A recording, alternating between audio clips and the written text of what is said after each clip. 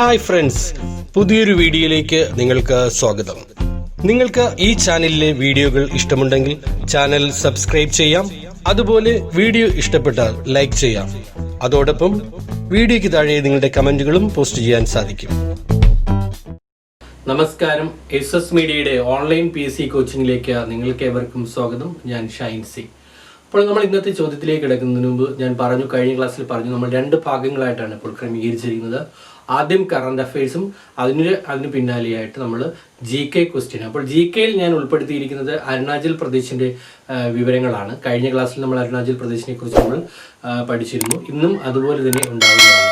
അപ്പോൾ നമുക്ക് ഇന്നത്തെ കറണ്ട് അഫയേഴ്സിലേക്ക് പോകാം. കറണ്ട് അഫയേഴ്സിൽ പ്രധാനമായിട്ടുള്ളത് ഒന്ന്, കേരളത്തിലെ ആദ്യ ഡ്രാഗൺ ഫ്ലൈ ഫെസ്റ്റിവൽ ഏതാണ്? അപ്പോൾ ഡ്രാഗൺ ഫ്ലൈ ഫെസ്റ്റിവൽ എന്ന് പറയുന്നത് തുമ്പി മഹോത്സവം എന്നാണ്. തുമ്പി മഹോത്സവം 2020 എന്നാണ് അറിയപ്പെടുന്നത്. ഓഗസ്റ്റ് 15-നാണ് ലോഞ്ച് ചെയ്തിരിക്കുന്നത്.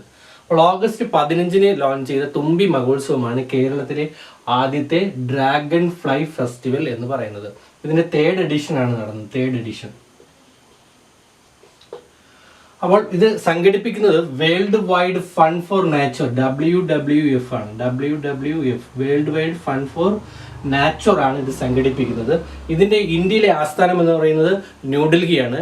ജംഷിദ് നവറോജിയാണ് ഇപ്പോഴത്തെ ഈ വേൾഡ് വൈഡ് ഫണ്ടിന്റെ ഇന്ത്യയിലെ പ്രസിഡന്റ് എന്ന് പറയുന്നത്. അപ്പോൾ ഇതിന്റെ ഹെഡ്ക്വാർട്ടേഴ്സ് എവിടെയാണ്? ന്യൂഡൽഹി. ഇന്ത്യയിൽ ന്യൂഡൽഹിയാണ് ഇതിന്റെ ആസ്ഥാനം എന്ന് പറയുന്നത്. ചോദ്യം ഇതായിരുന്നു, കേരളത്തിലെ ആദ്യ ഡ്രാഗൺ ഫ്ലൈ ഫെസ്റ്റിവൽ എന്താണ്? തുമ്പി മഹോത്സവം. ഇനി അടുത്ത ചോദ്യം, 2020 ICCയുടെ ഹാൾ ഓഫ് ഫെയിമിൽ ഇടം നേടിയ ക്രിക്കറ്റ് താരങ്ങൾ. അപ്പോൾ ആരൊക്കെയാണ് ICCയുടെ ഹാൾ ഓഫ് ഫെയിമിൽ 2020 ഇടം നേടിയിരിക്കുന്നത്? 3 ക്രിക്കറ്റ് താരങ്ങളാണ്. ഒന്ന് ജാക്കിസ് കലിസ്. ജാക്കിസ് കലിസ് എന്ന് പറയുന്നത് ദക്ഷിണാഫ്രിക്കയുടെ ഒരു ബാറ്റ്സ്മാൻ ആണ്. ദക്ഷിണാഫ്രിക്കയെ കണ്ട ഏറ്റവും മികച്ച ഒരു ഓൾറൗണ്ടർ കൂടിയായിരുന്നു ജാക്കിസ് കലിസ്. അതുപോലെ തന്നെ ലിസാസ് തലേക്കർ, ഓസ്ട്രേലിയയുടെ ക്രിക്കറ്റ് ടീമിന്റെ വനിതാ താരമാണ് ലിസാസ് തലേക്കർ. അതുപോലെ പാകിസ്ഥാന്റെ സഹീർ അബ്ബാസ്.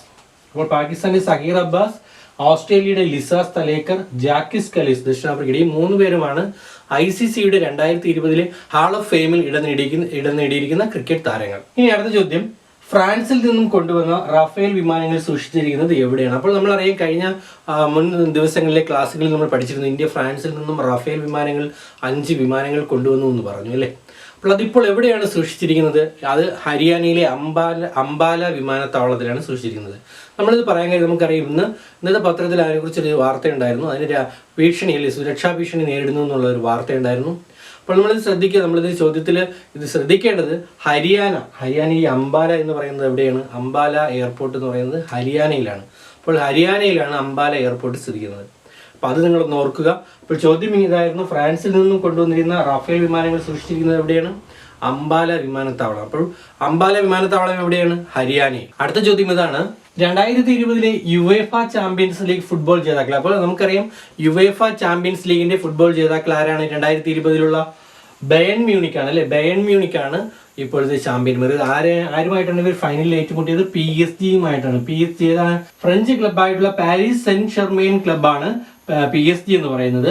ഈ PSG-യുമായിട്ട് ജർമ്മൻ ക്ലബ്ബായ ബയൺ മ്യൂണിക്കാണ് ഏറ്റുമുട്ടിയത് അല്ലെ. അപ്പോൾ ബയൺ മ്യൂണിക്കാണ് ഇപ്പോൾ വിജയിച്ചിരിക്കുന്നത്. 11 പ്രാവശ്യം ബയൺ മ്യൂണിക്ക് ഫൈനലിൽ എത്തിയിട്ട് അതിൽ 5 തവണ വിജയിച്ചിട്ടുണ്ട്. ഇപ്പോൾ ഫൈനൽ നടന്നത് ലിസ്ബണിൽ വെച്ചാണ്. അപ്പോൾ ഇത്രയും കാര്യങ്ങൾ കൂടി നിങ്ങൾ അതിനോടൊപ്പം ചേർത്ത് പഠിക്കുക. അപ്പോൾ PSG-യും ബയൺ മ്യൂണിക്കും തമ്മിലാണ് മത്സരം നടന്നത്. 11 പ്രാവശ്യം ബയൺ മ്യൂണിക്ക് ഫൈനലിൽ വന്നു, 5 പ്രാവശ്യം വിജയിച്ചു. എവിടെ വെച്ചാണ് നടന്നത്? ലിസ്ബണിൽ വെച്ചാണ് നടന്നത്.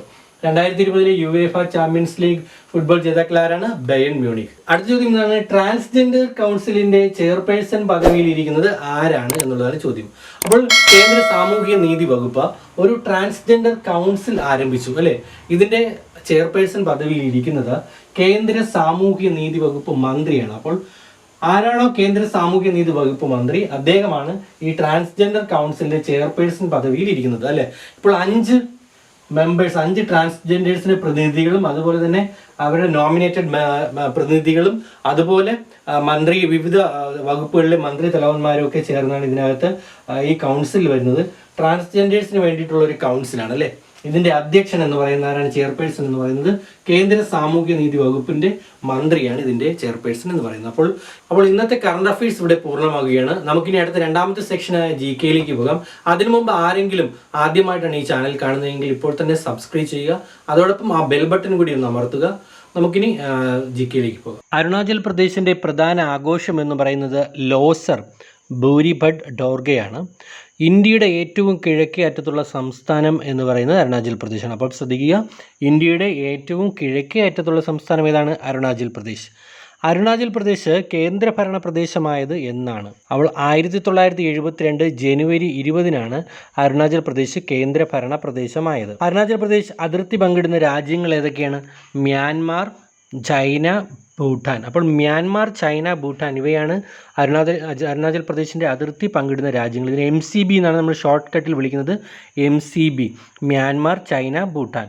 ഇനി അടുത്ത അരുണാചൽ പ്രദേശിൻ്റെ ഔദ്യോഗിക മൃഗം എന്ന് പറയുന്നത് മലമുഴക്കി വേഴാമ്പലാണ്. അതുപോലെ അരുണാചൽ പ്രദേശിൻ്റെ ഔദ്യോഗിക പക്ഷി എന്ന് പറയുന്നത് ഫോക്സ് ടെയിൽ ഓർക്കിഡ്. അതുപോലെ അരുണാചൽ പ്രദേശിൻ്റെ ഔദ്യോഗിക പുഷ്പം എന്ന് പറയുന്നത് ഹൊളാങ് ആണ്. ഇതൊരു തരം ആഞ്ഞിലിയാണ്. അരുണാചൽ പ്രദേശിൻ്റെ പ്രധാന കൃഷികൾ എന്ന് പറയുന്നത് ഉരുളക്കിഴങ്ങും ആപ്പിൾ, ഓറഞ്ച്, പൈനാപ്പിൾ എന്നിവയാണ് പ്രധാന കൃഷികൾ എന്ന് പറയുന്നത്. അരുണാചൽ പ്രദേശിൻ്റെ പ്രധാന നാഷണൽ പാർക്ക് എന്ന് പറഞ്ഞാൽ മൗലിംഗ് ആണ്. അതുപോലെ നാംഡഫയും അവിടുത്തെ പ്രധാന നാഷണൽ പാർക്കാണ്. അരുണാചൽ പ്രദേശിലെ ഏക മ്യൂസിയം എന്ന് പറയുന്നത് ജവഹർലാൽ നെഹ്റു മ്യൂസിയമാണ്. ഇറ്റാനഗറിലുള്ള ജവഹർലാൽ നെഹ്റു മ്യൂസിയമാണ് ഏക മ്യൂസിയം എന്ന് പറയുന്നത്. അപ്പോൾ ഇന്നത്തെ അരുണാചൽ പ്രദേശിലെ ചോദ്യങ്ങൾ ഇവിടെ പൂർണ്ണമാവുകയാണ്. ഇനി നമുക്ക് വീണ്ടും നാളെ കാണാം. ഇനി നിങ്ങളോടുള്ള ചോദ്യം ഇതാണ്: 2020 ഓഗസ്റ്റിൽ അർജുന അവാർഡ് ലഭിച്ച ആദ്യ മലയാളി ആര് എന്നുള്ളതാണ് ചോദ്യം. ഈ ചോദ്യത്തിൻ്റെ ഉത്തരം വീഡിയോയുടെ തൊട്ട് താഴെ നിങ്ങൾക്ക് കമൻറ്റുകളായിട്ട് പോസ്റ്റ് ചെയ്യാം. ആദ്യം പോസ്റ്റ് ചെയ്യുന്ന വിജയിക്കാണ് ദിവസേന 1 GB എന്നുള്ള സമ്മാനം ലഭിക്കുന്നത്. എല്ലാവർക്കും നല്ലൊരു ദിവസം നേരുന്നു. Thank you.